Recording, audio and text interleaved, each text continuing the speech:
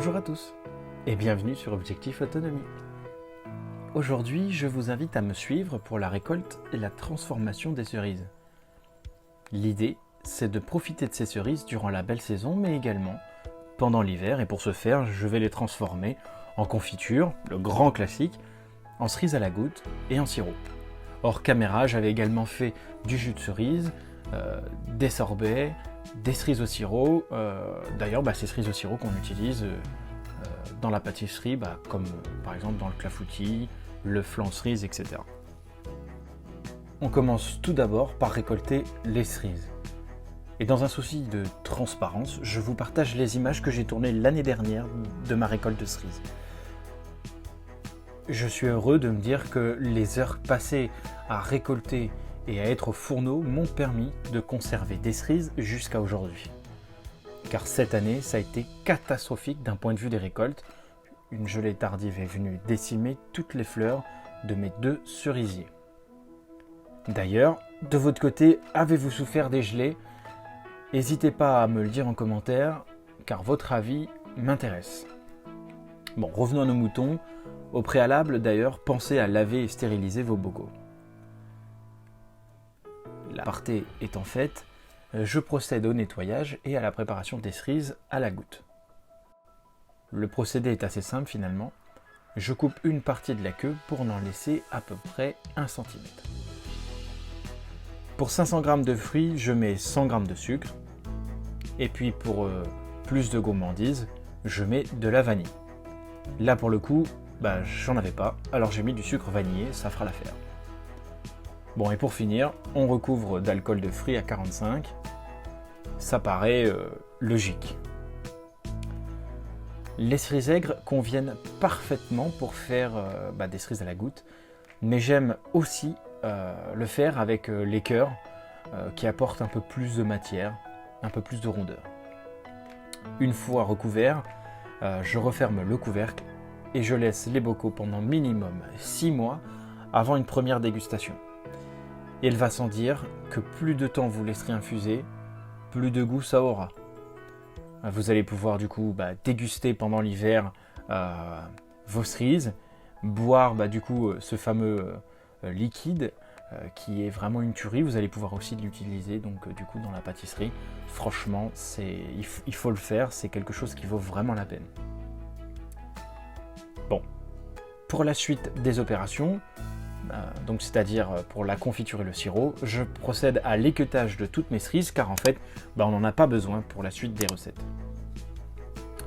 Alors là, on va procéder à la confiture, donc c'est parti. Du coup, la recette traditionnelle, en règle générale, c'est 1 kg de fruits pour 1 kg de sucre. Bon, moi perso, je sucre largement moins. Mais bon, pour l'heure, on doit dénoyauter le restant des cerises. Une fois fini, on s'assure du poids final des cerises et on incorpore le sucre à ce moment-là. Même astuce que pour les cerises à la goutte, je mets également du sucre vanillé. On mélange l'ensemble, puis on le met sur le feu jusqu'à ébullition. Pour rajouter du goût, je laisse les noyaux dans cette préparation pour la première cuisson. Donc n'oubliez pas, il faut remuer régulièrement pour éviter que ça colle dans le fond. Une fois porté à ébullition, on coupe le feu. Et moi, dans ma recette, je laisse refroidir pendant, on va dire, 24 heures ou une nuit si vous voulez. Ça permet de macérer, entre guillemets, ça permet d'encore une fois plus infuser. Je laisse d'ailleurs les noyaux. Une fois reposé, on remet sur le feu et on porte une dernière fois à ébullition et on monte le tout à 105 degrés. Quand le tout a atteint la température désirée, on mixe à sa convenance. D'ailleurs, à ce sujet, vous êtes team avec morceaux ou team sans morceaux pour la confiture ? Moi je suis team entre les deux. J'aime bien un peu de morceaux, mais pas trop, après ça m'écoeure. Bref, donc pour la suite, on laisse sur le feu jusqu'à obtenir la consistance voulue. Et d'ailleurs, pour savoir si on a la bonne ou mauvaise consistance, on réalisera un test pour savoir si on a la bonne consistance. Alors, au préalable, on met une assiette au frigo et on la sort uniquement pour le test. On y dépose une goutte de notre préparation, donc de la confiture qu'on est en train de faire, avec une cuillère, quoi. On y va franco, hop, on dépose dans l'assiette. Et dans un premier temps, on bouge l'assiette pour voir si le liquide il est fluide ou gras. S'il est trop liquide, alors on laissera la préparation sur le feu, on passe même pas au deuxième test. En revanche, si on voit que la consistance est à peu près correcte, alors on passe au test numéro 2. Ça consiste de séparer en deux cette goutte. Si la séparation se recolmate rapidement, il va falloir encore laisser sur le feu, c'est-à-dire qu'on n'a pas encore la texture voulue. En revanche, si ça prend son temps, pour se refermer vraiment tout doucement, hop, on arrête là, c'est bon, on a la consistance voulue. Il faut savoir qu'avec le refroidissement, ça va un peu s'épaissir, quoi. Donc, une fois fait ça, hop, c'est bon, on arrête le feu et on peut mettre en bocaux. Et voilà, on a notre confiture de faite. Maintenant, on va passer au sirop. Pour le sirop de cerise, c'est un peu différent. On a besoin d'1 kg de cerises. Donc, il me restait des 2 variétés. Donc, je fais un panaché entre les aigres et les cœurs. Donc, je fais 500 g de chaque. Une fois la pesée faite, je vais mixer mes cerises avec les noyaux. Attention, avec les noyaux. Et ensuite, je laisse reposer 24 heures. Du coup, le lendemain, la première opération consiste à ajouter le sucre, donc soit 800 g. On peut mettre de la cassonade ou du sucre vanillé pour apporter encore un goût encore plus dingue à notre sirop. On rajoutera également 200 ml d'eau et on va mettre l'ensemble sur le feu. J'avoue qu'au départ, c'est pas très appétissant. Hein. Franchement, ça fait une espèce de bouillasse un peu.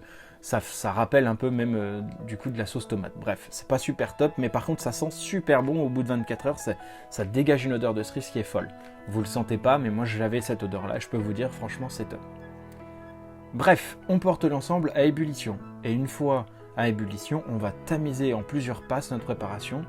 Puis on laissera mijoter 30 minutes le sirop.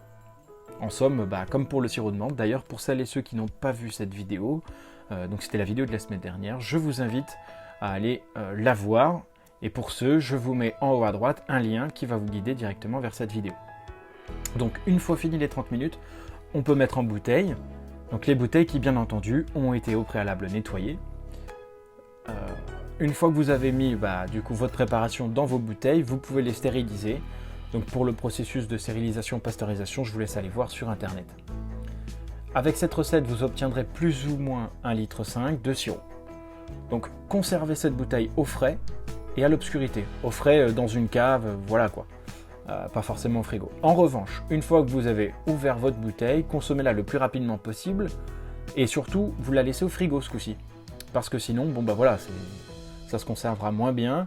Si vous voyez l'apparition de quelques champignons à la surface, vous pouvez les enlever si vous n'êtes pas narreux. Moi, je les enlève et je continue à boire mon sirop tranquille, tant que je ne vois pas de texture qui est changée, ou voilà.